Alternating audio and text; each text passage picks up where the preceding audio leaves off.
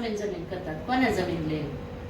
જમીન લેવાની વાતમાં તો એમ છે કે આપણે દર્શનને આઈટી કરાવ્યું હતી એને સર આપણે બોલી હતી કે ભાઈ કોર્સ પૂરો થાય એટલે તમારે નોકરીએ ચડાવી દેવાના, જગ્યા ગોતી દેવાની. એ કોર્સ પૂરો થયો એટલે બીજા બધા છોકરા એની હારે હતા એને બધાને એ લોકોએ એની ઓળખાણમાં ઓફિસોમાં કોન્ટેક્ટ કરીને જોબે લગાડી દીધા.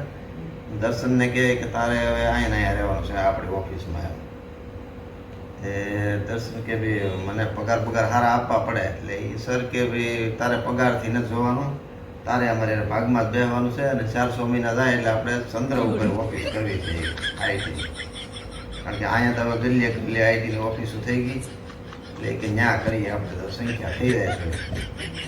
એટલે દર્શન મને પૂછતો હતો કેમ કરાય. મેં કીધું ભાઈ ચંદ્ર ઉપર થોડું એ શક્ય છે, ત્યાં તમારે સંખ્યા ન થાય. દર્શન મને કે ભલે સંખ્યા ન થાય કાંઈ નહીં, આપણે તો એ સર ઓફિસ કરવાનું છે એટલે જમીન તો જોવે એને આપણે જમીન લઈ લઈને એમાં ઓફિસ ઉપાડી દેવું. મેં કીધું એટલે ભાઈ ત્યાં ઓફિસ ઉપાડી રેતી કપસી કોણ લાવશે, એ બધું રહેવા દે, જે કરતા હોય એ કરો.